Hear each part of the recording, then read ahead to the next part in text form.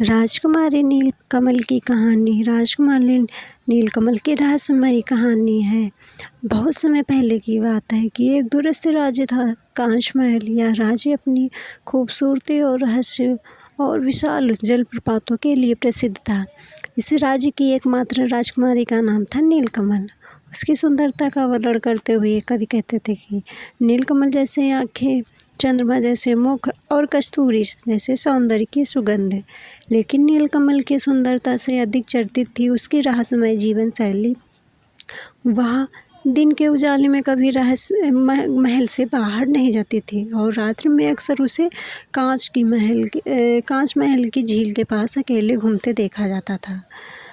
राजा वीर सिंह जो राजकुमारी के पिता थे और रानी यशोदा जो नीलकमल के माता पिता थे, इस बात को लेकर सदा चिंतित रहते थे कि उन्होंने कई तांत्रिकों और तांत्रिकों, विद्वानों और साधु संतों से पूछा, पर इसका कोई उत्तर नहीं दे पाया।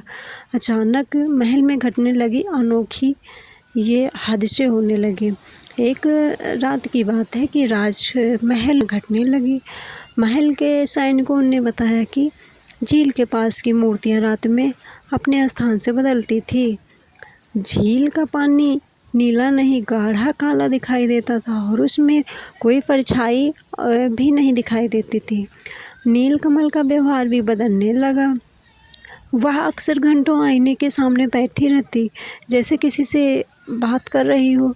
एक बार रानी ने जब उससे पीठ ठोक दिया हो तो नीलकमल की आंखों में लालिमा चमक उठी। कुछ पल के लिए वह सहम गई और फिर सामान्य हो गई, लेकिन रानी डर गई। राजमहल में एक समय एक साधु आया। तब राजा ने एक दिन एक वृद्ध साधु महल में आया जिसका नाम था स्वामी अच्युतानंद। उसकी दृष्टि से गहरी और रहस्य से भरी थी। राजा ने उसे सारी बात बताई। स्वामी मुस्कुराए और बोले, नीलकमल सिर्फ एक राजकुमारी नहीं है, वह इस जन्म की नहीं है। उसका संबंध एक प्राचीन रहस्य से है जिसे अब तक कोई समझ नहीं पाया है। राजा ने हाथ जोड़कर पूछा, स्वामी कृपा करके बताएं कि क्या यह रहस्य है। स्वामी अच्युतानंद ने बताया कि हजारों वर्ष पूर्व कांच महल की झील एक जादुई नगरी का द्वार थी। उस नगरी की राजकुमारी भी नीलकमल ही थी जो जल दुर्घटना में मारी गई थी। लेकिन मरते समय उसकी आत्मा एक सांप से बंध गई और वह हर समय वर्ष में जन्म लेती है उसी स्थान पर, उसी झील के पास। राजकुमारी नीलकमल उसी आत्मा का पुनर्जन्म है, स्वामी बोले। राजा और रानी स्तब्ध रह गए। महल में सन्नाटा छा गया।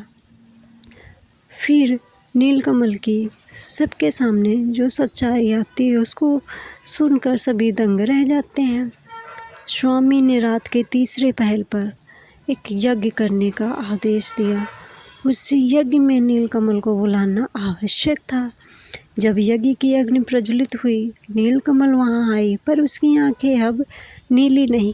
उसकी आवाज़ में एक अजीब सी गूंज थी।